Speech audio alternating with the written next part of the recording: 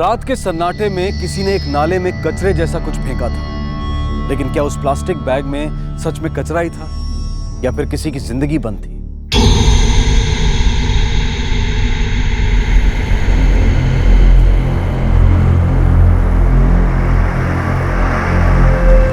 अच्छा लगता है भाई।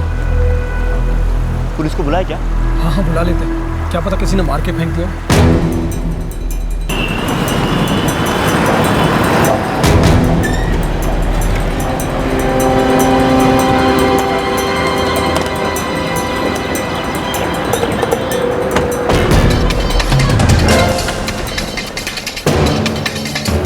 साहब मैंने आपको फोन किया था साहब। हाँ है साहब वो प्लास्टिक के बैग में साहब।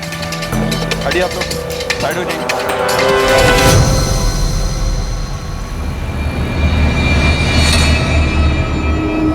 सर ये तो किसी बच्चे का पैर लगता है।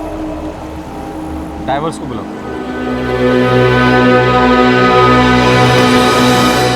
आराम से। हाँ धीरे धीरे धीरे।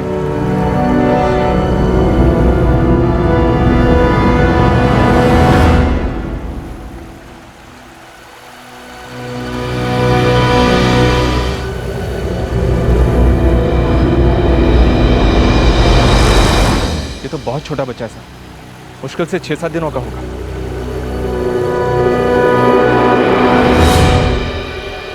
लड़की है सर। एक नवजात बच्ची को मारकर गंदे नाले में फेंक दिया गया। उस बच्ची की गलती सिर्फ इतनी थी कि वो लड़की थी। कोई था जो बेटी नहीं चाहता था। अब पता यह लगाना था कि वो कौन था जिसने इतनी बेरहमी से एक बच्ची की जान ली थी। इस बच्ची का पहले गला दबाया गया, फिर इसे नाले में फेंका गया। इसे मारने में बिल्कुल मुश्किल नहीं हुई होगी, क्योंकि एकदम नवजात बच्ची थी। इसे मारे हुए ज्यादा टाइम भी नहीं हुआ। सोच समझ कर मारा है इसे, क्योंकि ये बच्ची जब हमें मिली थी तो उसके बदन पे ना कोई कपड़ा था ना कोई निशानी थी। सर जिस प्लास्टिक बैग में हमें बच्ची मिली थी, हो सकता है उस बैग से हमें कोई सुराग मिल जाए।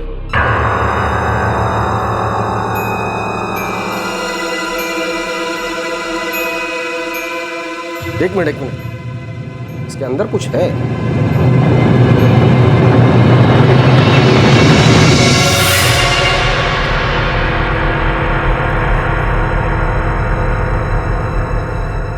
ये तो कोई बिल लगता है सर।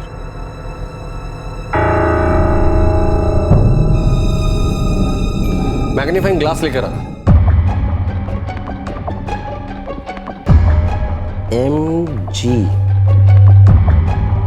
NG सर, हो सकता है किसी मेडिकल स्टोर का बिल, क्योंकि बच्ची का जन्म अभी अभी हुआ था, तो हो सकता है उसके लिए कुछ दवाइयां मंगाई गई। TRNE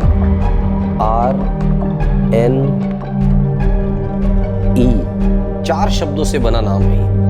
अभी बच्ची की लाश बोरीवली के पास वाले नाले में मिली थी। शायद आसपास के मेडिकल स्टोर में इसके बारे में कुछ पता चल सकता है।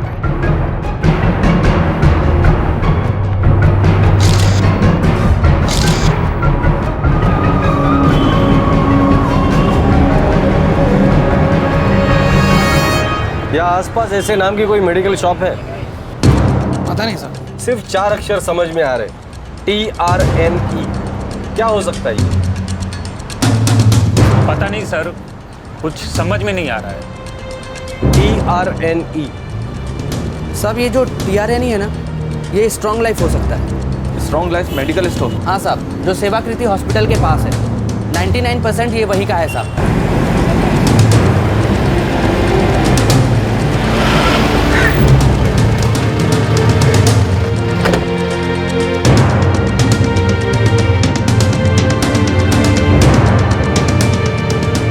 जी सर, ये हमारी दुकान का बिल है। ये देखिए।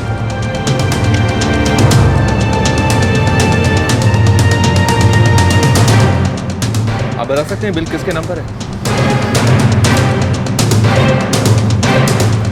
बच्चे की दवाई का बिल है ना सर? जी, हमें एक बच्ची की लाश मिली, ज्यादा दिन नहीं हुए। ये देखिए सर, ये वाला। ये दोनों मैच करें सर। पेशेंट का नाम रश्मि लिखा। क्या बता सकते हैं किस डॉक्टर ने प्रिस्क्राइब किया ये? सर डॉक्टर का नाम है डॉक्टर मेघना दातार, वो गायनेकोलॉजिस्ट है। मुझे इस बिल की कॉपी चाहिए। चलिए। Thank you.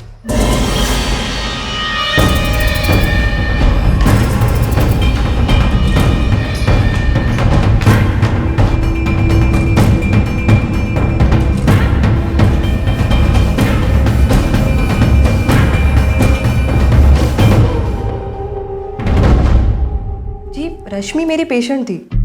अभी 6 दिन पहले ही उसने एक लड़की को जन्म दिया था। ये प्रिस्क्रिप्शन मैंने उसकी बेटी के लिए लिख कर दिया था, पर हुआ क्या है? अभी एक बच्ची की लाश मिली है, उसके साथ ही ये प्रिस्क्रिप्शन मिला था। ये है उसकी तस्वीर। ओह माय गॉड, रश्मि उसकी माँ और बहन के साथ बच्ची को लेकर कल सुबह ही चली गई थी। आप इसे दवाई टाइम पे दे दीजिएगा। जच्चा और बच्चा बिल्कुल ठीक है। Don't worry.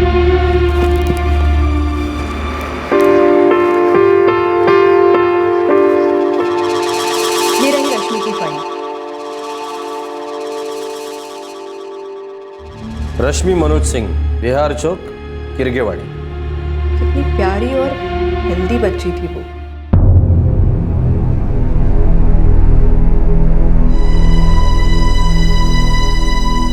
कोई उस मासूम को मारकर नाले में कैसे फेंक सकता है?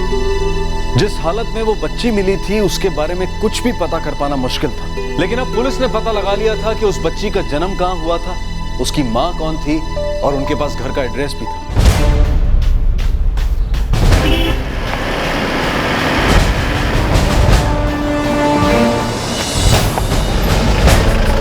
किसी रश्मि मनोज सिंह नाम की औरत को जानते हो? रश्मि मनोज सिंह? हाँ। नहीं सर, नहीं सुना।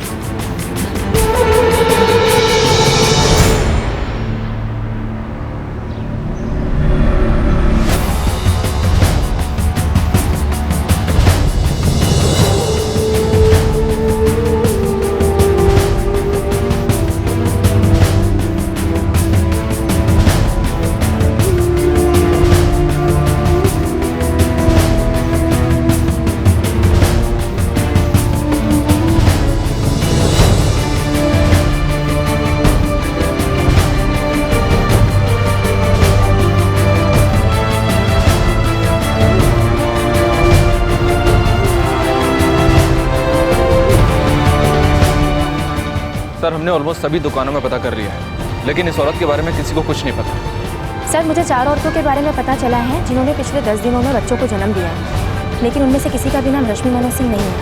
लगता है इस औरत ने हॉस्पिटल में अपना झूठा एड्रेस दिया है।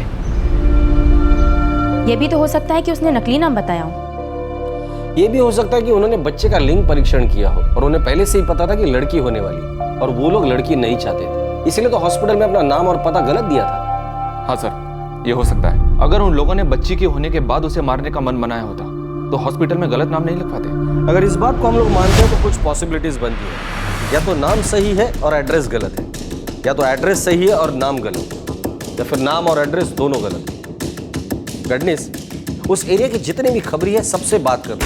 वो औरत अगर उसी एरिया की तो उसकी पूरी इंफॉर्मेशन ढूंढ निकालो। एक बात और है सर, नाले तक पहुंचने के लिए कोई ना कोई रिक्शा या टैक्सी तो जरूरी होगी।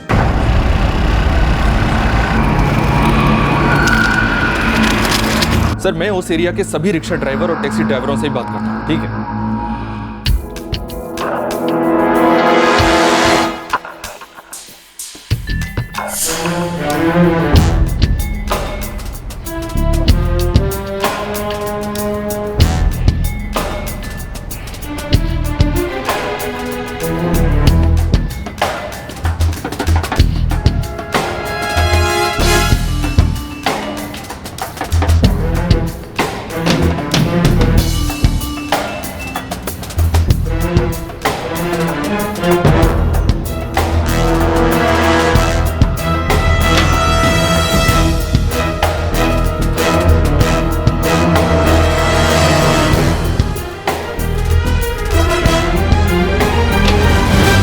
खोली नंबर 256, 5वीं गली के पीछे।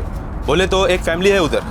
नाम वही है? नहीं साहब, उस औरत का नाम रेवती कराड़े, लेकिन साहब कुछ तो झोल लग रहा है मुझको। मैंने उनके पड़ोसियों से पूछा तो वो लोग बता रहे थे कि काफी महीने पहले वो लड़की पेट से लग रही थी। नहीं, अभी एकदम ठीक है साहब। और कुछ? और कुछ नहीं। हाँ, उस रेवती की माँ और बहन भी वही उम्र की है जो आप बता रहे थे। ठीक है।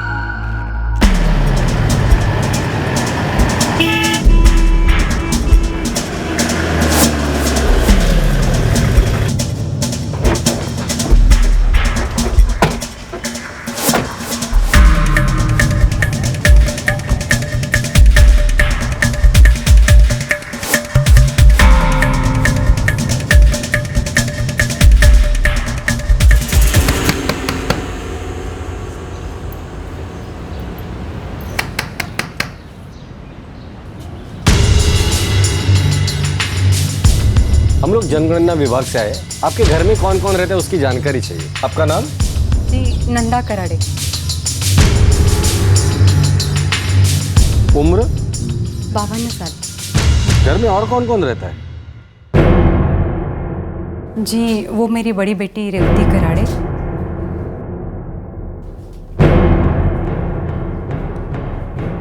और ये मेरी छोटी बेटी प्रणीता कराड़े। घर में कोई छोटा बच्चा भी है? नहीं सर, बच्चा नहीं है। आपके पति का नाम? दामोदर कराड़े। वो कहाँ है? वो अपने गांव गए हैं। कितने सालों से आप यहाँ रहती हैं? काफ़ी समय से रह रहे साहब। जैसे कि वो रेवती गोद में थी तभी हम यहाँ आए थे। तब तो रेशन कार्ड भी होगा आप लोगों के पास? हाँ आए ना सर। अच्छा वहाँ पे काम हो गया है? हाँ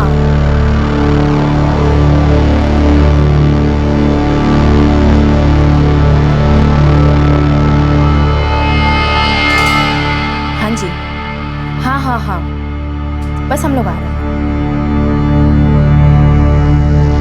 थोड़ा अपना ध्यान रखा करो, नहीं तो प्रॉब्लम हो जाएगी। एक मिनट।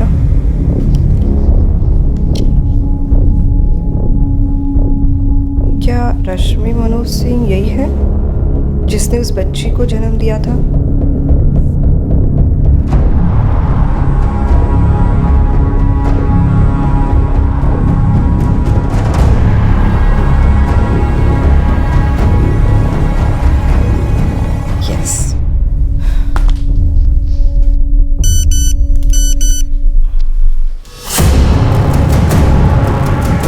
और ये उसकी माँ और बहन है।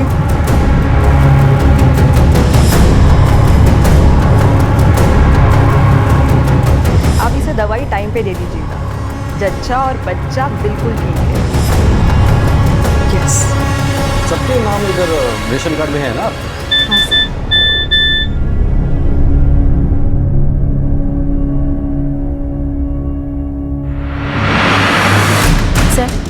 दूसरी चौल के घरों की जनगणना हो गई है। मुझे अभी अभी मैसेज आया है कि हमें बिल्कुल सही जानकारी मिली है। वैसे नंदा जी आप श्योर है ना कि इस घर में कोई छोटा बच्चा नहीं? क्या बात कर रहे हैं साहब? अगर बच्चा होता तो मैं आपसे झूठ क्यों बोलती? वही तो हम जानना चाहते हैं। कौन है आप लोग? आपकी बेटी रेवती ने 6 दिन पहले एक बच्ची को जन्म दिया था। क्या बकवास कर रहे? बकवास नहीं, पक्की जानकारी है हमारे पास।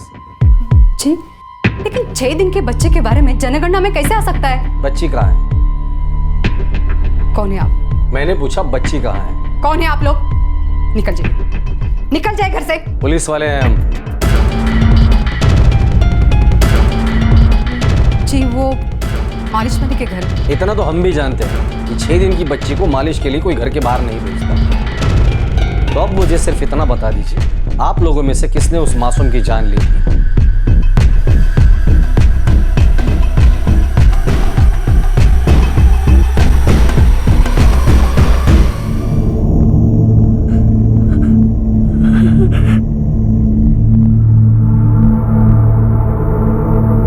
भगवान, ये सब क्या हो गया? हमारी बच्ची को किसने मारा साहब बताइए? ये सब कैसे हुआ साहब? नाटक बंद करो। नहीं साहब, नाटक नहीं साहब, मेरी बात पर भरोसा कीजिए साहब। हमारी बच्ची को किसने अगवा किया था और धमकी भी दी थी, अगर पुलिस को बताएंगे तो मार डालेगा उसे।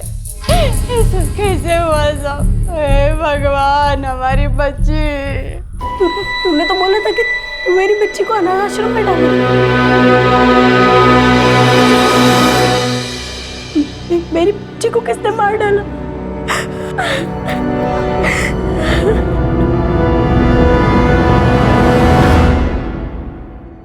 अब मुंह खोल दो और सब कुछ सच सच बता दो। झूठ बोलने के पहले ये सोच लेना कि तुम कहां खड़ी हो। रेवती, अब आंसू बहा रही हो? तुम्हें नहीं पता था कि तुम्हारे बच्चे के साथ क्या होने वाला है? तुम लोगों ने उस लड़की से छुटकारा पाने का पहले से ही मन बना लिया था, इसलिए तो हॉस्पिटल में झूठा नाम और एड्रेस दिया था। क्यों? किस लिए? वो एक लड़की थी इसलिए? कहाँ है तुम्हारा पति, उस बच्ची का बाप? बाप जिसकी वजह से हम सबकी जिंदगी बर्बाद हो गई, उसका नाम है किशन गोसाई। किशन गोसाई मेरे पति दामोदर कराड़े के साथ राशन की दुकान पर काम करता था। हमारे पड़ोस में रहता था। बातचीत में बहुत अच्छा था और अक्सर रेवती के पापा के साथ हमारे घर आया करता था।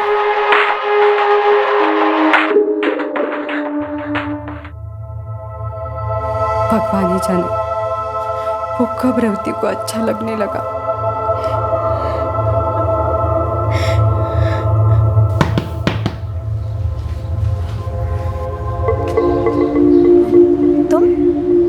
बाबा तो घर पे नहीं है, आई भी काम से बाहर गई है और प्रणीता भी घर पे नहीं है। मुझे एक गिलास पानी मिलेगा? हाँ, अंदर आओ ना।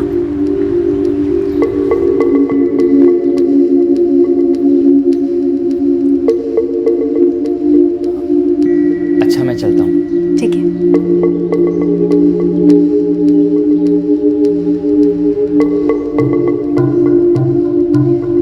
रेवती, हाँ?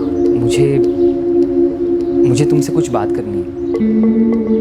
हाँ, बोलो ना।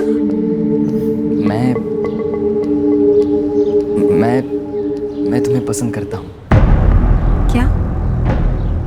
देखो, मेरे दिल में जो था वो मैंने तुम्हें बता दिया। तुम्हारे दिल में वैसा कुछ नहीं है तो ठीक है, मैं चलता हूँ।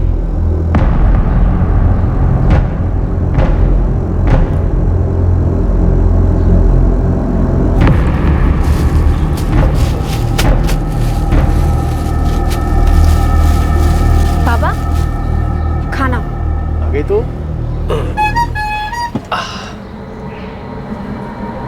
अच्छा बाबा, मैं चलती हूँ। हाँ, संभाल के जाना।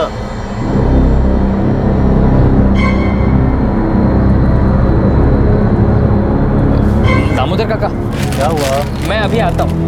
अरे यार, बहुत सारा काम है। 2 मिनट में आता हूँ ना। जल्दी आना। हाँ।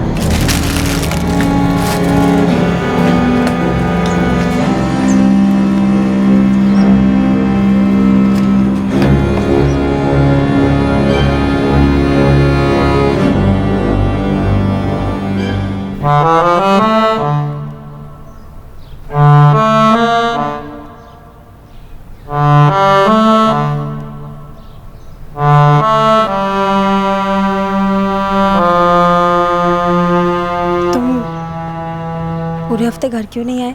मुझे लगा तुम गुस्सा हो मुझ पर, थोड़ा सा डर गया था। तो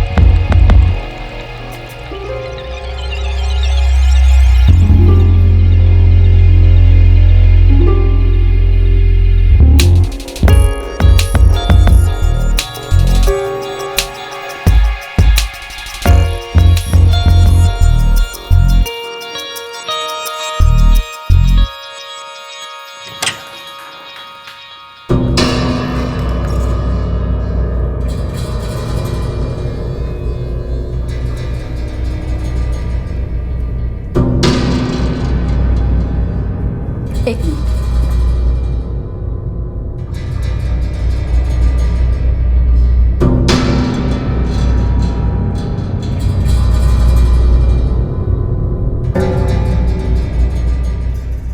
अगर इसमें कुछ भी गलत निकला ना तो मैं तेरी चमड़ी उधेड़ लूंगी।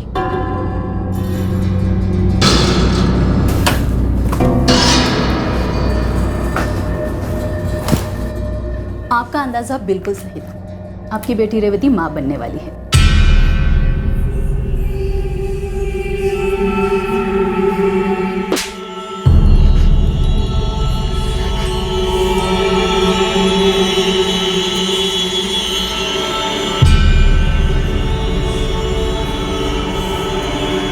क्या तुम इससे शादी करोगे? इसके पेट में तुम्हारा बच्चा पल रहा है। अरे तो इससे क्या पूछ रही है? इसने ये गंदा काम किया है तो इसको संभालने की जिम्मेदारी भी तो इसी की है ना।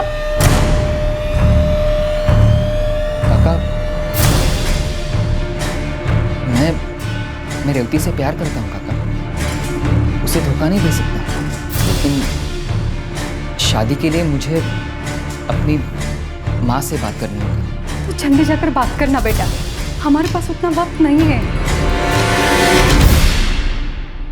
वो हमेशा फोन करके यही कहता था कि उसकी माँ मान गई है और वो जल्द से जल्द आकर मेरे रेवती से शादी करेगा। यही कहते कहते 3 महीने बीत गए साहब। देख लेना, वो वापस नहीं आएगा। अब तक तो किसी को पता नहीं चला। आखिर कब तक छुपाएंगे इसका ये पेट? लोग थूकेंगे हमारे मुंह पर।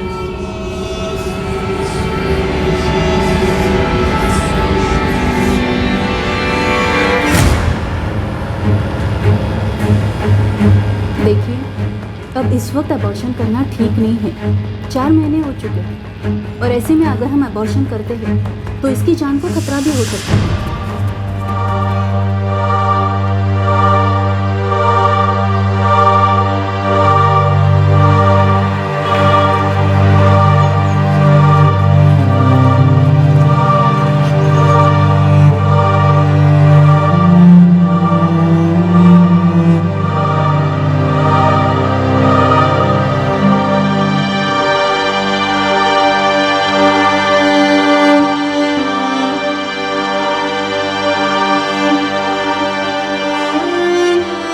मुझे लगा तुम गुस्सा हो मुझ पे, थोड़ा सा डर गया था।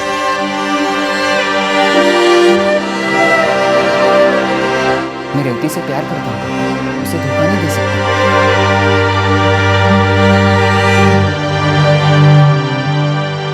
मेरे पति घर छोड़कर चले गए। वो लोगों के ताने गालियां सुनना नहीं चाहते थे साहब। और किशन का तो कहीं पता नहीं था साहब। मैंने रेवती को घर में बंद करके रखा था साहब, ताकि लोगों की नजर उस पर ना पड़े और किसी को पता न चले कि ये पेट से है। लेकिन साहब कुछ तो करना था ना, क्योंकि बच्चा होने के बाद सबको पता चल जाता।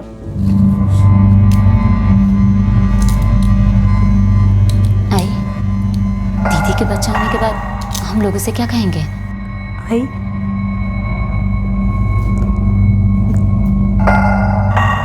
मुझे ये बच्चा चाहिए। आई, और तू लोगों से क्या कहेगी? इस बच्चे का बाप तुझे कुंवारी मां बनाकर भाग गया? आई, मैंने किशन से सच्चा प्यार किया था। मैं क्या जानती थी कि वो मुझे छोड़ के चला जाएगा। तुझे इतना तो समझना चाहिए था कि शादी से पहले किसी से संबंध नहीं बनाते। अरे लोग तुझ पर थूकेंगे, गालियां देंगे, दुनिया चाहे चांद पर चली जाए, मगर जब ऐसा कुछ हो जाता है ना, तो सबसे पहले औरतों पर ही उंगली उठती है।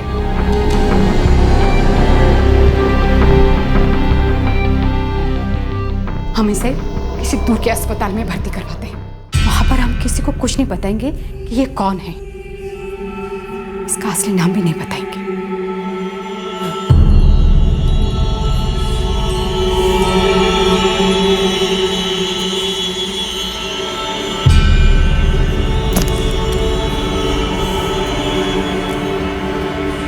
24 घंटे में डिलीवरी होनी चाहिए। लेबर पेन भी जल्दी से ही शुरू हो जाएंगे।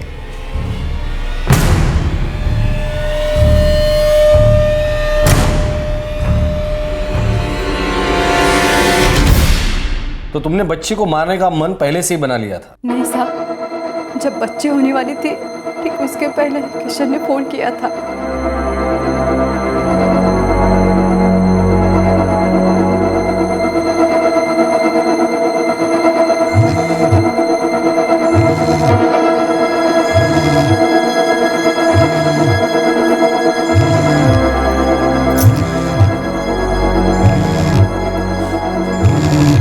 किशन का फोन है, किशन का।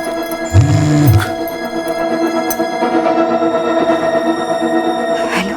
हाँ, मैं किशन बोल रहा हूँ। मैं जानती हूँ बेटा। बेटा तुम कब आ रहे हो? कहाँ हो तुम? रेवती अस्पताल में। उसे बच्चा हो गया? नहीं, मगर किसी भी वक्त हो सकता है। देख किशन, भगवान के लिए वापस आ जाओ बेटा। मेरी रेवती से शादी करके अपने बच्चों को अपना नाम दे दे बेटा। देख, मैंने एक तरीका ढूंढ लिया है। क्या? मैं उस बच्चे को अनाथाश्रम के बाहर छोड़ आती हूँ और तुम दोनों शादी के बाद उसे गोद ले लेना।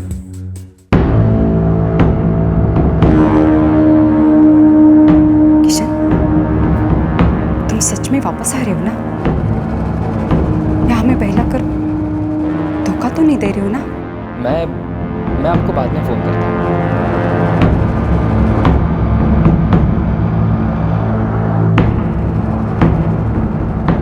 आई?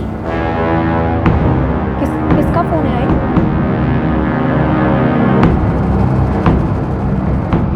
किशन का? क्या कहा उसने? वो आ रहा है ना?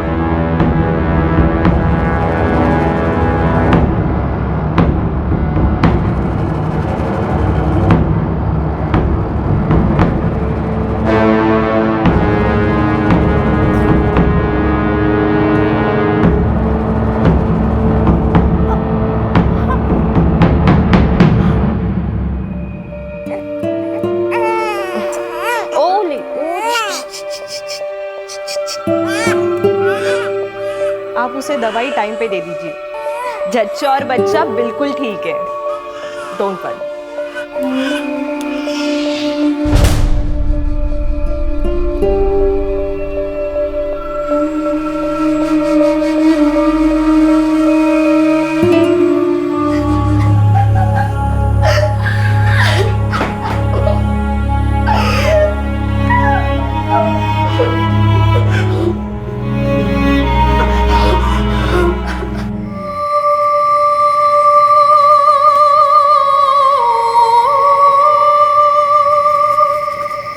रिक्शा ले लेते हैं। हाँ, चल।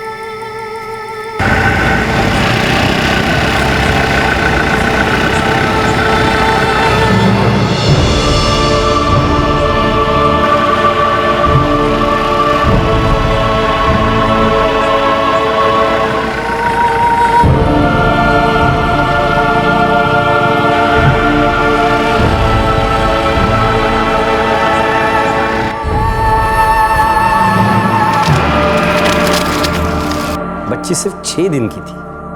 जब तुम उसका गला दबा रही होगी, उस मासूम ने तो शोर भी नहीं मचाया होगा और किसी को यह भी नहीं पता चला होगा कि तुमने कितना घटिया काम किया है।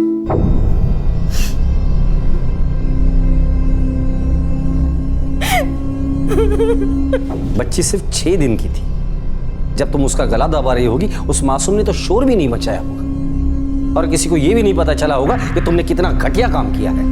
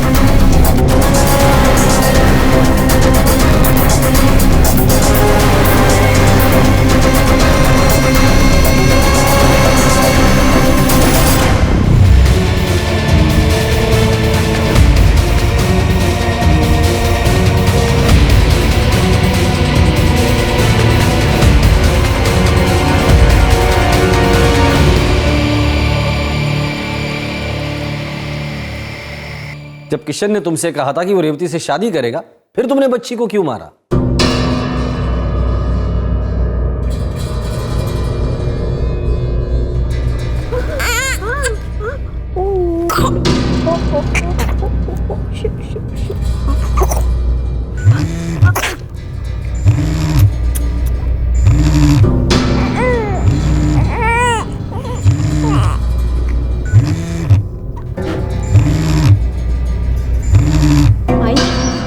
जानती थी वो मुझसे दूर नहीं रह पाएगा। हेलो, मुबारक हो बेटा, तुम बाप बन गए हो। लड़की हुई है या लड़का? घर में लक्ष्मी आई है, बहुत सुंदर है, बिल्कुल रेवती पर गई है। हेलो हेलो, मुझे लड़की नहीं चाहिए।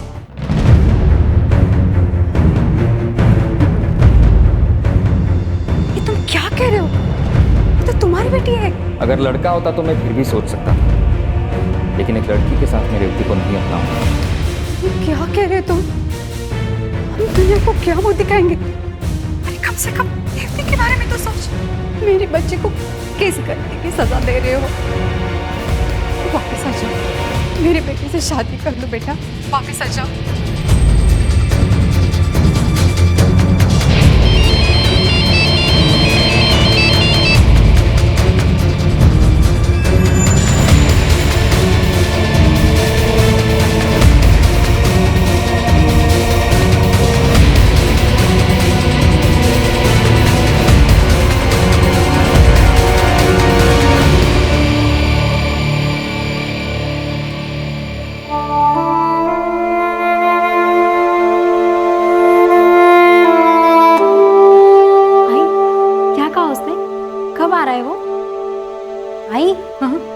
बता ना, कब आ रहा है वो?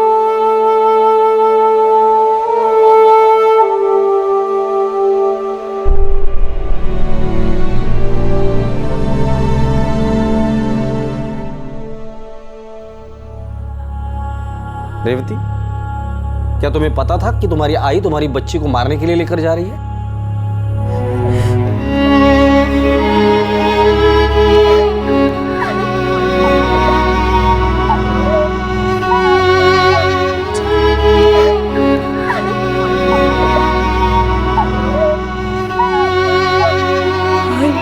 को ये कह के लेके गई थी कि वो मेरी बच्ची को अनाथ आश्रम में डाल देगी।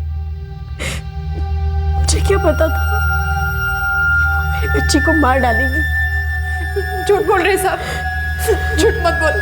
हमने जाने से पहले तुझे सब पता था कि हम तेरे बेटे के साथ क्या करने वाले हैं। साहब, मुझे सच में कुछ नहीं पता था।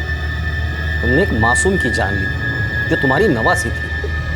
पर रेवती, तुम कैसी माँ हो? तुम अपनी ही बच्ची को मार डाला, इसलिए एक ऐसे आदमी के लिए जिसने तुम्हें धोखा दिया, माँ बनाकर भाग गया वो, और जिसने बेटी होने के नाम पर यह साफ साफ कह दिया कि बच्ची के साथ वो तुम्हें नहीं अपनाएगा। ऐसा आदमी बाप तो क्या इंसान कहलाने के भी लायक नहीं है। साहब, मुझे सच में कुछ नहीं पता था। मैं तो सारी जिंदगी बिना शादी के अपनी बच्ची के साथ रह लेती। नहीं साहब, इसको सब पता था साहब, झूठ बोल रही है। साहब, इसके भलाई के लिए मैंने इसके बेटे को मार डाला साहब। तुम लोगों को उस बच्ची से इतनी ही प्रॉब्लम थी तो किसी अनाथ आश्रम में छोड़ आते, कोई उसे गोद लेता, उसे माँ बाप मिलते, कम से कम उस मासूम की जान तो नहीं जाती।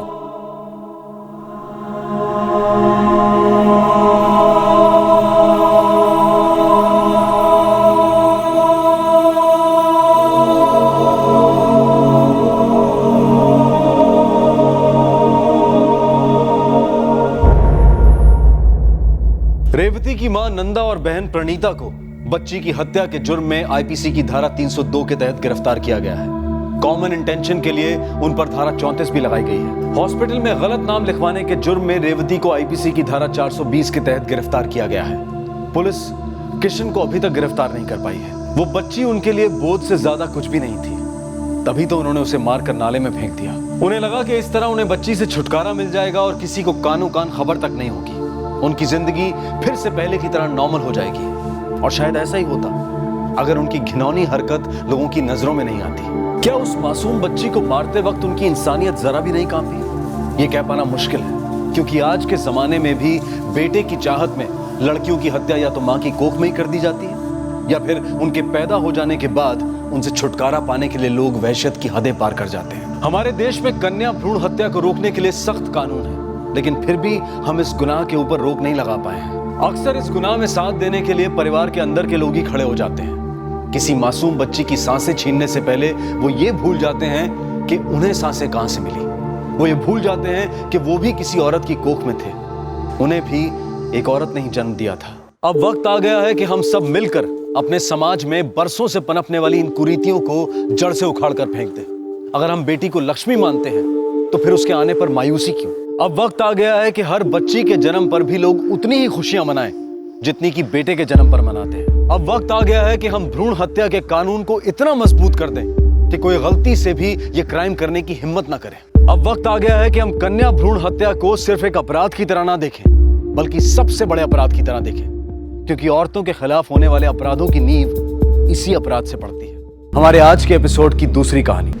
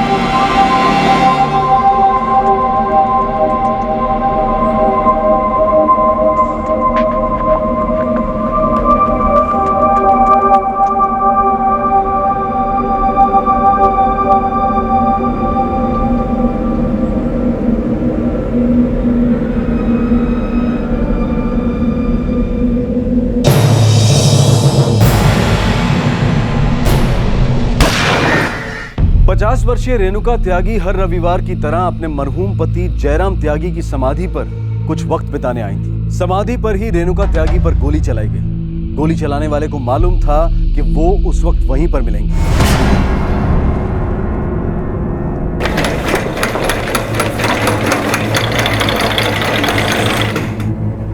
जी डॉक्टर सिन्हा, विक्टिम की कंडीशन कैसी है? सर, हॉस्पिटल पहुंचने से पहले विक्टिम की डेथ हो चुकी थी।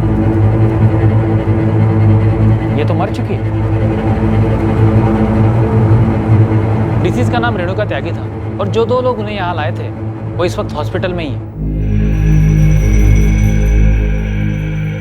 शायद विक्टिम के रिश्तेदार हैं। सर, सिविल हॉस्पिटल से फोन आया था। रेणुका त्यागी नाम की औरत पे किसी ने गोली चला दी। हॉस्पिटल पहुंचने से पहले उसकी मौत हो चुकी है। कुछ पता चला गोली कहाँ चलाई? सर, वो अपने पति की समाधि पे फूल चढ़ाने के लिए कुसारगंज आई हुई। वैसे रहने वाली मेरठ की थी। चलो सिविल हॉस्पिटल।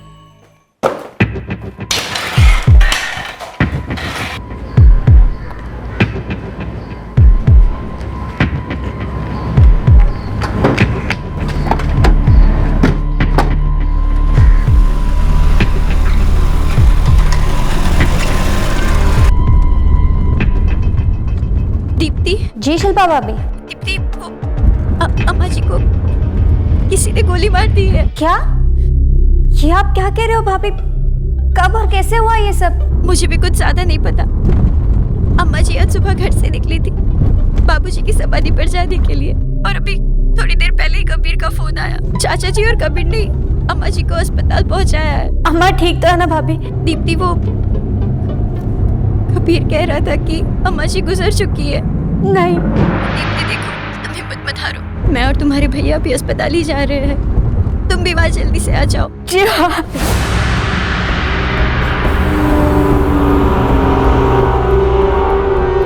गोली काफी नजदीक से चलाई गई, पॉइंट ब्लैंक रेंज से। हालांकि बुलेट मिले नहीं। इनके रिश्तेदार कहाँ हैं? हमारा नाम कबीर है साहब। हम अपने खेत में काम कर रहे थे कि तभी गजराज मिश्रा हमारे पास दौड़ते हाँफते हुआ है। वह काम जल्दी करो, रात को पानी आएगा और खाद डाल दिया उसके बाद।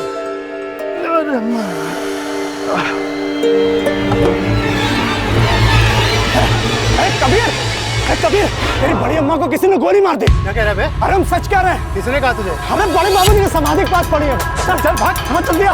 कौन गोली मारे? अरे मालूम नहीं, हमने देखा। फिर हमने तुरंत बाबूजी को बुलाया साहब और कुछ गांव वालों को साथ लेके वहां पे पहुंचे।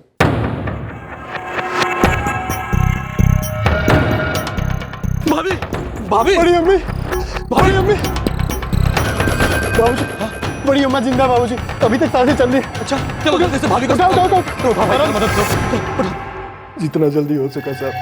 हम बड़ी अम्मा को लेके यहाँ पे आ गए।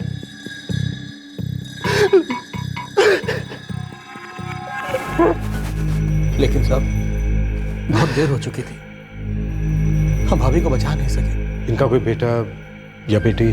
जी हाँ, बड़ा बेटा अजय और बेटी दीप्ति। अजय भैया को हमने खबर कर दिया साहब, और शिल्पा भाभी को लेके घर से निकल चुके। उन लोगों ने दीप्ति को भी बता दिया, वो भी आती है उनसे।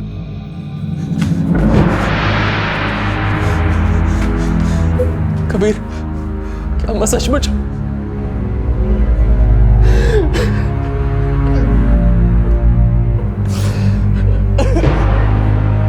रेणुका त्यागी हर रविवार को अपने घर से खुद ड्राइव करके कुसारगंज आती थी, जहां उन्होंने अपने पति की समाधि बनवाई थी, जिनका 10 साल पहले देहांत हो गया था। और अपने पति की समाधि के पास आकर बैठना उन्हें अच्छा लगता था। हर रविवार की तरह अम्मा जी बाबूजी की समाधि पर जाने के लिए घर से सुबह निकली थी।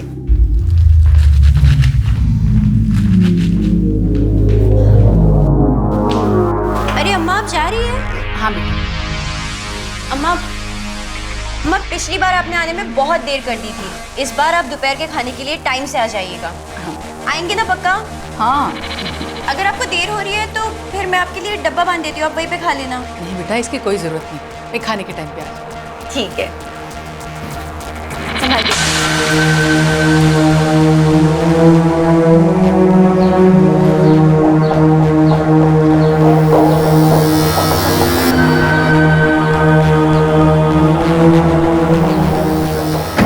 अजय, तुम्हारी माँ की किसी के साथ कोई दुश्मनी या अनबन थी जिसकी वजह से उन पर गोली चलाई गई हो? नहीं सर, अम्मा बड़ी अच्छी औरत थी सर। पिछले 25 साल से पीडब्ल्यूडी में हेड क्लर्क थी, किसी से कोई अनबन नहीं थी सर। पीडब्ल्यूडी ऑफिस में काम को लेकर किसी के साथ कोई अनबन? तुम्हें जानकारी है इसके बारे में कुछ? अम्मा बड़ी सिंपल औरत थी, सिंपल सा काम था उनका। हमें नहीं लगता किसी को कोई प्रॉब्लम थी सर। प्रॉब्लम तो थी अजय, तभी तो पूरी प्लानिंग के साथ उनको मारा गया। कोई तो था जो उनकी रूटीन के बारे में जानता था। वो ये भी जानता था कि हर संडे समाधि पर वो अकेली जाती। हत्यारे को हर बात की खबर थी। खबर हो भी तो क्या हुआ सर? आखिर क्यों मारेगा अम्मा जी को? उन्होंने कभी किसी का कुछ नहीं बिगाड़ा। बड़ी सीधी सादी औरत थी हमारी अम्मा जी। सीधे साधे लोग ही अक्सर गलत लोगों को चुपते हैं अजय। हो सकता है रेणुका जी का होना ही किसी को खटक रहा हो, वरना भला कोई पॉइंट ब्लैंक रेंज से उन पर गोली क्यों चलाए?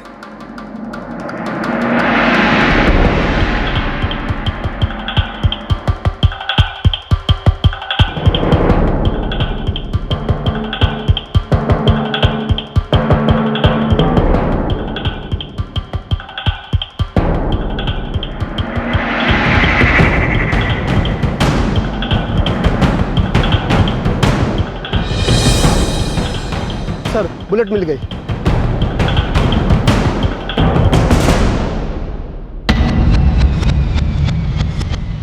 चलो सीधे साधे आदमी हैं साहब, हमने कुछ नहीं किया साहब। सही सर, ये गजराज है। नमस्ते साहब। साहब हमारा कोई लेना देना है साहब, हमने कुछ नहीं किया है। कुछ नहीं किया तो अब कर। चल शुरू कर बोलना, पूरा वाकया बयान कर। साहब हम खाद लेके लौट रहे थे, वहां से आ रहे थे तो एकदम से गोली की आवाज सुनाई दी।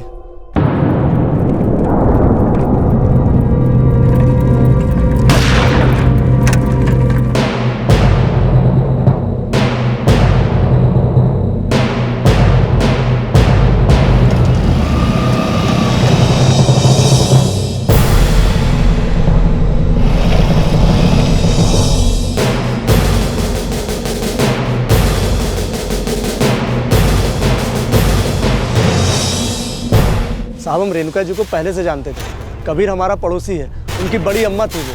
तो हम जैसे उनको देखे तो फौरन भागे उसको बताने के लिए। बाइक का नंबर क्या था? सर बाइक का नंबर क्या था?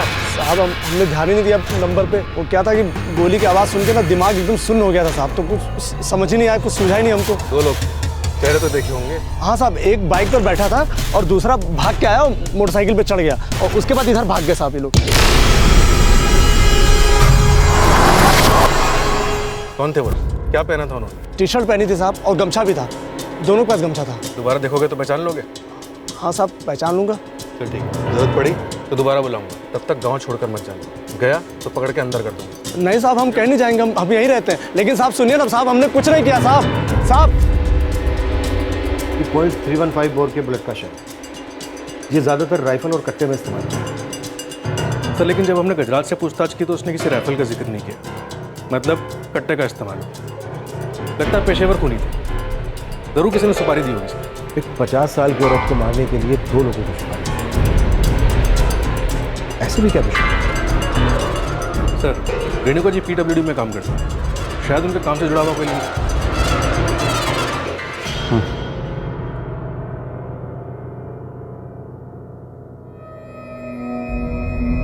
पुलिस का कहना है कि अम्मा जी को मारने के लिए किसी ने सुपारी दी थी।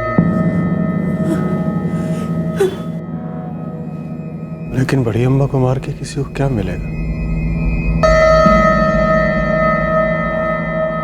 इस बात में कोई शक नहीं था कि दोनों पेशेवर हत्यारे रेणुका त्यागी की हत्या के इरादे से ही वहां पर आए थे। लेकिन ये हत्यारे थे कौन, किसने उन्हें भेजा था, और रेणुका त्यागी की हत्या के पीछे आखिर वजह क्या थी?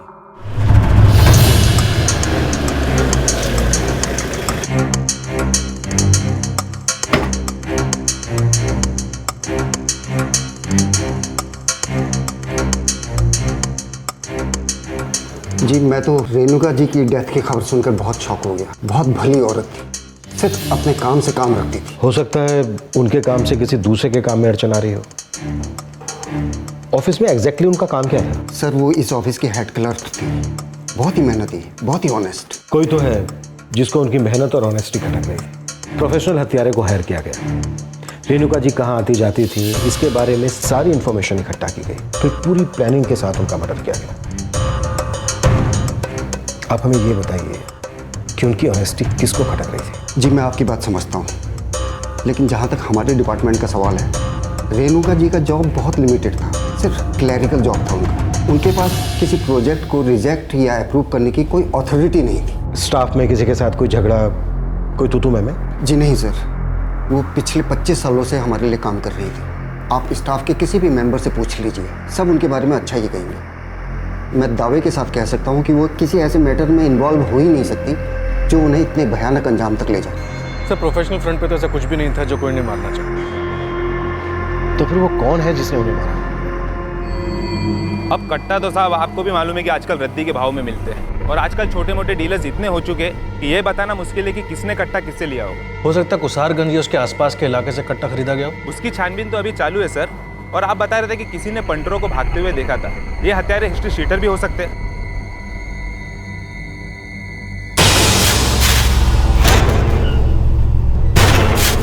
मुझे मत देख, फोटो देख।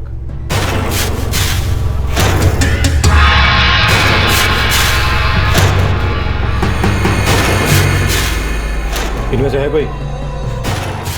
नहीं साहब।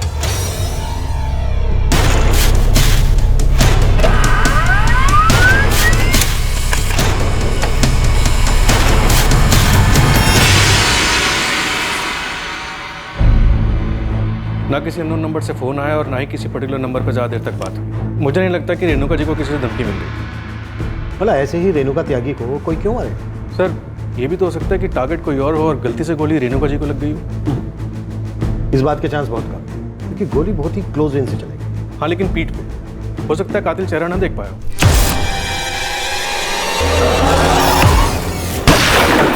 हाँ पर इतने पास आकर कोई गलत टारगेट पर गोली क्यों चलाएगा? पॉसिबल नहीं।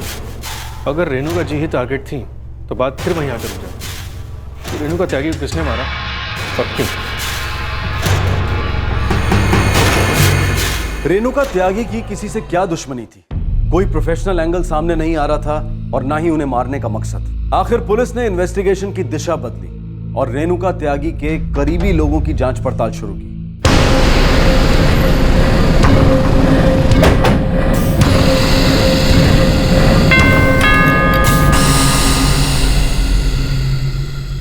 मैं एक प्राइवेट फर्म में सेल्स मैनेजर हूँ। 10 साल पहले पिताजी की डेथ हुई थी। अम्मा को काफ़ी समय लगा था उससे उभरने में। उन्हीं की याद में कुसारगंज के पास एक समाधि बनवाई थी अम्मा ने। वहाँ जाकर काफ़ी बैठती थी। वहाँ जाकर उन्हें लगता था कि बाबूजी आस पास ही हैं। ये सुकून मिलता था उन्हें। परिवार में किसी के साथ किसी तरह की कोई अनबन? नहीं सर। कबीर आपके सगे चाचा का लड़का है। आपके चाचा राजेंद्र और आपके फादर के बीच जमीन जायदाद को लेकर कोई झगड़ा चल रहा था? जी नहीं सर। अच्छा, संडे सुबह जब रेणुका जी समाधि के लिए निकली तो किसी बात को लेकर परेशान थे?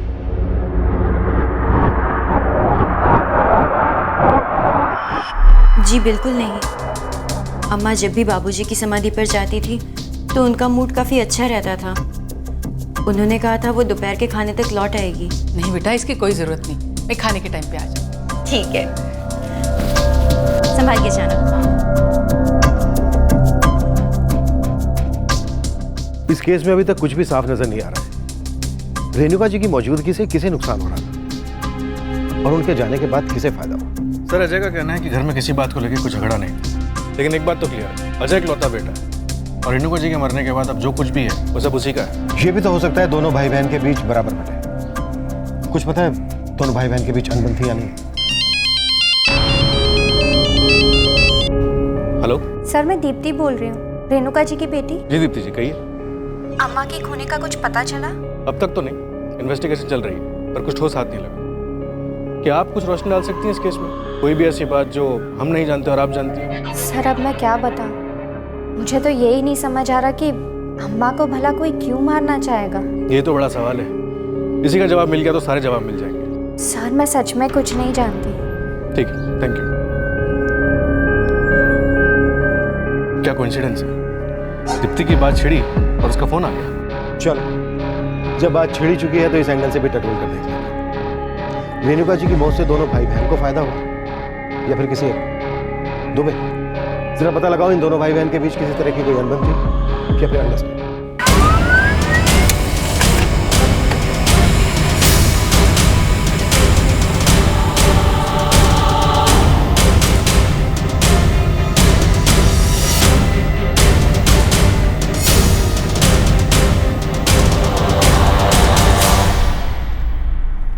सर, अजय और दीप्ति के फ़ोन रिकॉर्ड में सांठगांठ वाली कोई बात नहीं मिली और ना ही कोई ऐसा नंबर जिससे ये लोग रेगुलर टच में रहते हो। दुबे, जो इतनी एहतियात के साथ जाल बुन रहा हो वो फिजूल में खूनी से कांटेक्ट क्यों करे? रेणुका त्यागी का हर संडे को समाधि पर जाना, उनका वहां अकेले होना, यह जानने के बाद उसने खूनी से कांटेक्ट किया क्योंकि मौत का दिन तय, जगह और वक्त तय। रेणुका त्यागी का समाधि पर आना, अकेले आना तय, मतलब प्लानर का प्लान कामयाब होना तय। जो अंत में हुआ। तो सर, ये समाधि भी कुसारगंज के दूर दराज इलाके में, बहुत सुनसान जगह है वो, आसपास बस एक शमशान है, लोगों का आना जाना भी ना के बराबर है वहाँ। अगर ऐसी बात है तो रेणुका त्यागी के सेल फोन की लाइव लोकेशन वही है और शायद कातिल के फोन। राइट सर, शायद कोई लिंक मिल जाए। दुबे, काम करो, लोकेशन लिस्ट निकालो और देखो उस एरिया में उस टाइम पर कौन कौन से फोन एक्टिव है। कुछ ना कुछ क्लू जरूर मिले। सर,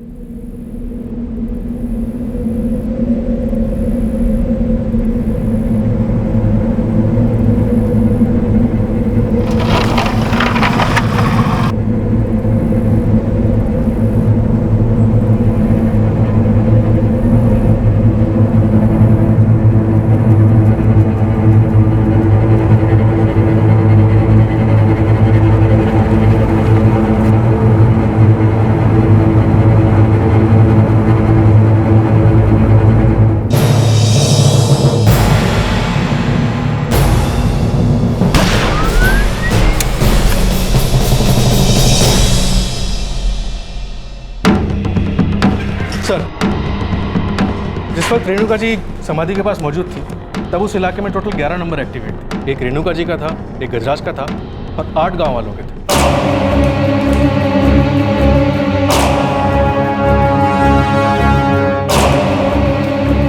और सर एक नंबर ऐसा है जो अभी भी स्विच ऑफ जा रहा है। ये किसी सागर चौधरी के नाम पर और एक कुसारगंज का नहीं। कौन है सागर चौधरी? सर कोई झरनाबाग का रहने वाला। झरनाबाग कुसारगंज से लगभग 45 किलोमीटर दूर है ना? हाँ सर। और सर रिकॉर्ड से पता चलता है कि वो उस इलाके में टोटल 8 मिनट तक मौजूद था। यानी गोली चलाने के लिए पूरा टाइम था। दुबे तुम्हें कहा अपनी एक टीम लेकर झरनाबाग जाओ, बात करो सागर से।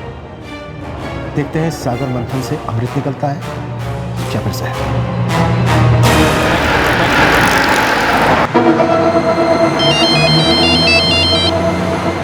हेलो सर, मैं तृप्ति बोल रही हूँ। अम्मा के खूनी का कुछ पता चला? लगता है इस केस को लेकर सबसे ज्यादा फिक्रमंद आप ही हैं। या फिर हो सकता है ये जानना चाहती हूँ कि हम क्या कर रहे हैं। सर, मेरी माँ थी। मैं जानती हूँ कि आप हम सब पर शक कर रहे हैं। मेरे भी मन में कई सारे सवाल उमड़ रहे हैं, लेकिन मैं कैसे मान लूँ कि अम्मा की जान उसी के परिवार में से कोई ले सकता है? आपकी फैमिली में से कौन ले सकता है उनकी जान? यकीन के साथ तो नहीं कह सकती सर। दिल कुछ और कह रहा है और दिमाग कुछ और।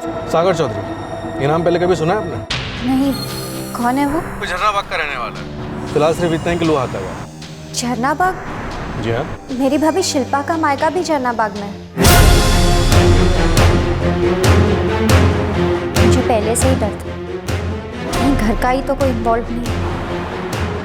नहीं नहीं, ऐसा कैसे हो सकता है? भाभी भला ऐसा क्यों करेगी?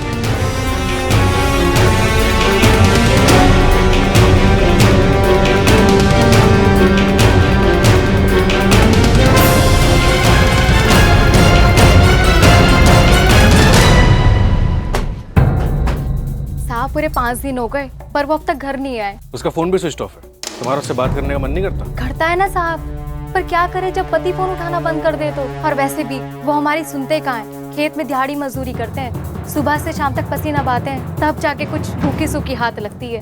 अब जब वो आए नहीं है तो घर चलाना भी मुश्किल हो गया।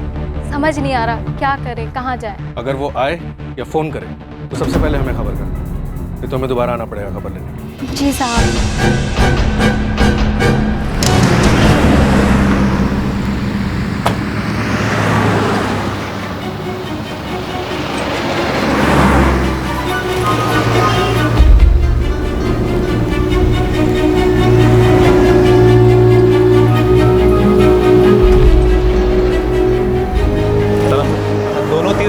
पे लगाए। ये जो हाईवे के पास वाला लॉज है ना, उसी में छिपकर बैठा है सागर चौधरी। और दूसरा तीर? बिल्कुल सही खबर है वो। ये जो शिल्पा त्यागी है ना, रेणुका जी की बहू, इसी गांव में रहती है और वो सागर को भी जानती है साहब। तो क्या दोनों के बीच में कुछ चक्कर वक्कर? दोनों के बीच में कोई चक्कर वक्कर नहीं है। ये तो सागर चौधरी है, वो खेत मजदूर है और वो शिल्पा के बाप के खेत में काम करता है बस। कड़ियां जुड़ने लगी थी। ऐसा लग रहा था कि साजिश का ये जाल घर के अंदर ही बुना गया था। क्या वाकई में ऐसा था या किसी और के कंधे से बंदूक चलाई गई थी और मास्टरमाइंड पर्दे के पीछे से अपना खेल खेल रहा था?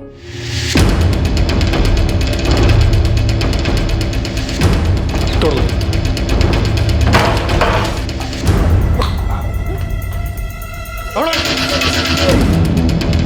हिलने की कोशिश भी की ना, तुम दोनों की समाधि यहीं बना दूंगा। ले चलो।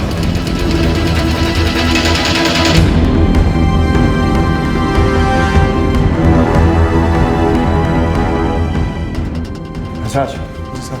पहचानो, ये दोनों थे वो।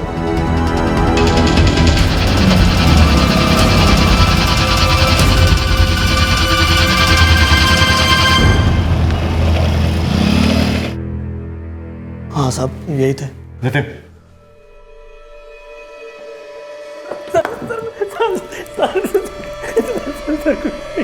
एक सागर, मेरा टाइम बिगाड़ेगा तो तेरी बॉडी का पूरा नक्शा बिगाड़ दूंगा। मैं ये जान चुका हूं कि तूने ही रेणुका त्यागी को मारा है। मुझे अब ये बता, क्यों और किसके कहने? बोल।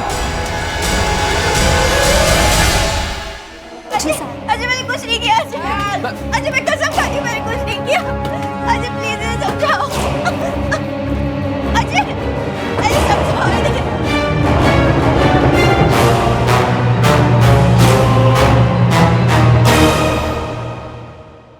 मुझे पहले से ही भाभी पर शक था, लेकिन फिर मुझे लग रहा था कि शायद मेरा ही सोचना गलत है। यकीन ही नहीं होता कि भाभी अम्मा के साथ ऐसा कर सकती है। इतनी पागल मत बनो, कुछ नहीं किया शिल्पा ने, वो ऐसा कर ही नहीं सकती। जिस आदमी ने गोली चलाई थी वो आदमी पकड़ा गया है, भाभी के ही गांव का है और काफी वक्त से भाभी के मन में यही सब चल रहा था। मैं नहीं मानता, ऐसा हो ही नहीं सकता।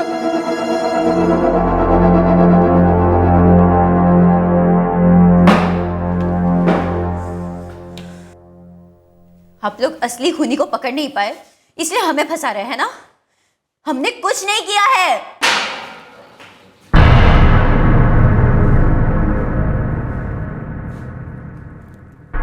सागर चौधरी ने कबूल किया है कि तुमने ही अपनी सास को मारने के लिए इसे पैसे दिए थे। कुछ याद आया शिल्पा जी? लेकिन हमारे अकेले का काम नहीं है ये, एक और आदमी लगेगा और बंदूक भी खरीदना होगा, खर्चा होगा। कितना? 25 से 30 हजार रुपए। ठीक है, हम इंतजाम करते हैं। अगली बार जब हम मायके आएंगे तो तुमसे यहीं पर मिलेंगे। चलते हैं। 1 मिनट रुकिए, रहा नहीं जा रहा है इसलिए सोचा पूछ लें, आप अपनी सास को मारना क्यों चाहती हैं? तुमने अपनी सास को क्यों मरवाया?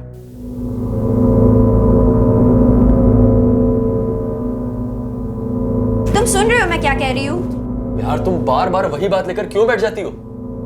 कहां से लाऊं मैं और पैसे? यार मुझे पता है कि हमारी कुछ इच्छाएं हैं, कुछ सपने हैं, लेकिन जो सपने पूरे नहीं हो सकते वो देखने ही नहीं चाहिए। तुम बस फिलॉसफी झाड़ते रहो, कुछ करना मत। अरे और क्या करूं यार, मेहनत कर तो रहा हूं, जो कमाता हूं घर पे ही तो ला कर देता हूं। यही तो मुश्किल है ना, ये घर अकेले तुम्हारे पैसों से चलता है।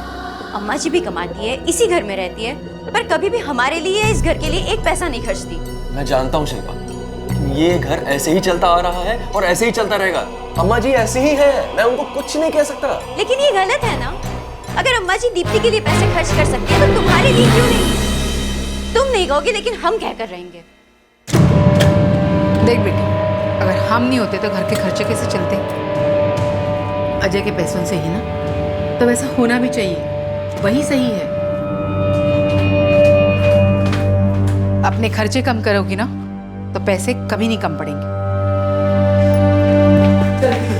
अम्मा, आप अपनी ज्यादातर कमाई दीप्ति की जरूरतें, उसकी खुशियों को पूरा करने में खर्च कर देती है। आप कभी उसे किसी भी चीज के लिए मना नहीं करती, सिर्फ हमें टोकती है।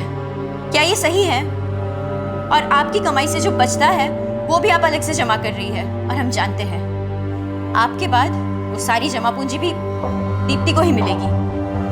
पर हमारा क्या, कभी सोचा है आपने? वाह शिल्पा, तुम बड़ी दूर की सोचती हो। हमारे जाने के बाद हम किसे क्या देंगे इसके बारे में भी तुमने सोच के रखा है?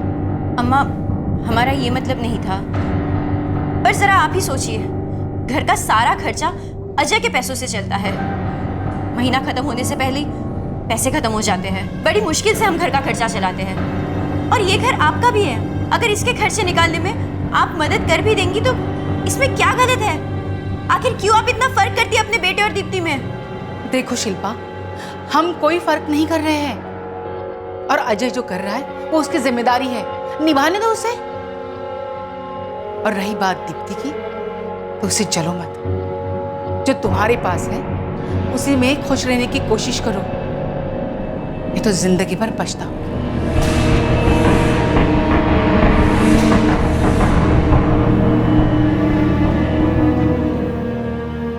हमें कभी समझ में नहीं आया कि आखिर वो हमारे साथ इतना सौतेला बर्ताव क्यों करती थी।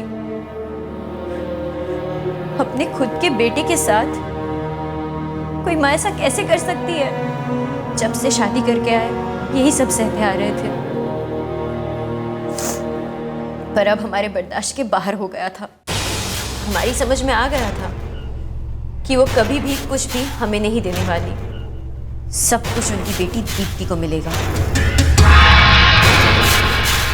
हम डर गए थे, शायद वो उस घर को भी हमसे छीनकर अपनी बेटी दीप्ति के नाम कर देगी। हम ऐसा नहीं होने दे सकते थे, इसलिए हमने उन्हें मरवाने की ठान ली। सागर को देने के लिए पैसे कहाँ से आए?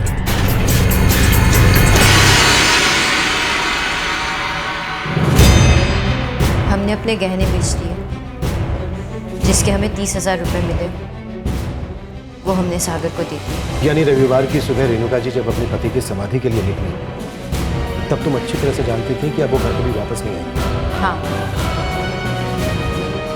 हमें तो बस यही सोचकर तसल्ली हो रही थी कि अब वो जा रही है हमेशा के लिए। अगर आपको देर हो रही है तो फिर मैं आपके लिए डब्बा बांध देती हूँ, आप वहीं पे खा लेना। मैं खाने के टाइम पे आ जाऊँ।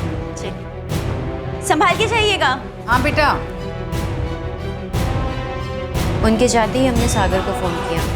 हम जानते थे बाबूजी की समाधि पर वो अकेले ही जाती है और कोई नहीं होता उनके साथ। सब कुछ सोच रहे हैं। हाँ, हमने ही किया ये सब, हमने ही मरवाया उन्हें। क्या अजय भी तुम्हारे इस प्लान में शामिल था?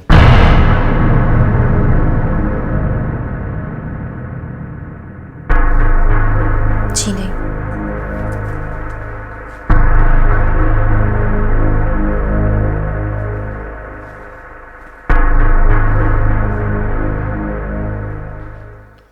शिल्पा,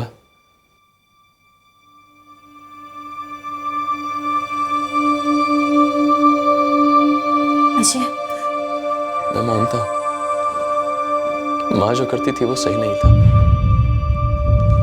लेकिन माँ हमेशा से ऐसी थी। कितनी बार समझाता तुम्हें, तुमने क्यों किया ऐसा शिल्पा? जीना मुश्किल हो गया था। हमें समझ नहीं आता कि कोई अपनों के साथ ऐसा कैसे कर सकता है। लेकिन जो तुमने किया वो उससे भी घिनौना था। हम मानते हैं अजय, लेकिन हम क्या करते? हम नहीं चाहते थे कि तुम्हारी माँ सब कुछ तुम्हारी बहन के नाम कर दे, पर हम हमेशा घुटते रहे।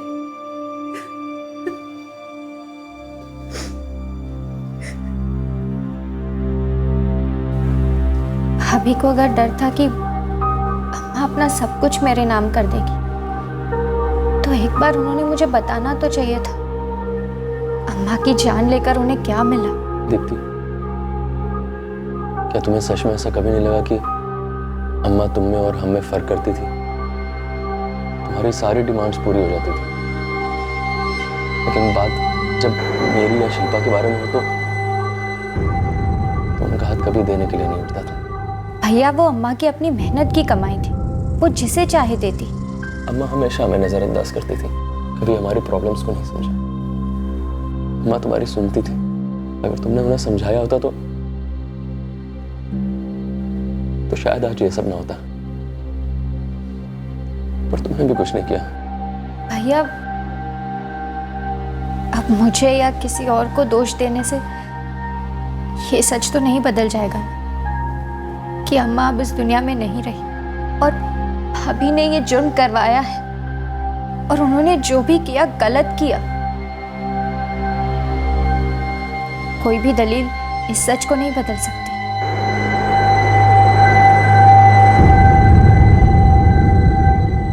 सभी आरोपियों को आईपीसी की धारा 302 के तहत हत्या के लिए, धारा 120 के तहत आपराधिक षड्यंत्र करने के लिए और धारा 34 के तहत कॉमन इंटेंशन के लिए बुक किया गया है। शिल्पा, सागर चौधरी और उसके साथी नागेश पांडे के खिलाफ चार्जशीट फाइल कर दी गई है। शिल्पा को बेल मिल चुकी है, लेकिन सागर चौधरी और नागेश पांडे अभी न्यायिक हिरासत में हैं। किसी एक अपने के साथ ज्यादा लगाव और दूसरे के साथ एक मुकम्मल दूरी, क्यों इंसान कभी कभी अपनों के बीच भी इस तरह का फर्क करता है? लेकिन क्या हर किसी के साथ एकदम सटीक और नपातुला बर्ताव मुमकिन है ताकि किसी को शिकायत का मौका ना मिले? शायद नहीं, क्योंकि ये तो इंसान के नजरिए पर निर्भर करता है और ये इंसानी फितरत है। अक्सर दूसरे की थाली में ज्यादा ही नजर आता है। हो सकता है कि किसी व्यक्ति विशेष के साथ हमेशा अन्याय होता आया, उसे नजरअंदाज किया गया, लेकिन फिर भी ये शिकायत, ये वजह कभी भी जायज नहीं हो सकती कि इंसान सब कुछ दरकिनार करके किसी दूसरे इंसान की जान लेने पर उतारू हो जाए। जब मन में किसी के प्रति घृणा, असंतोष, अविश्वास पनपने लगता है तो समाधान की संभावना लगभग खत्म हो जाती है, और इसके लिए किसी दूसरे इंसान की जान ले लेना ये तो हरगिज किसी समस्या का हल नहीं हो सकता। आपसे फिर मुलाकात होगी क्राइम पेट्रोल सतर्क में एक और नए केस के साथ। तब तक अपना ख्याल रखें, सुरक्षित रहें और याद रखें, सही वक्त, सही कदम, सतर्क रहें। जय हिंद। इस तरह के और भी एपिसोड देखने के लिए हमारे चैनल को सब्सक्राइब करें और बेल आइकन दबाना ना भूलें।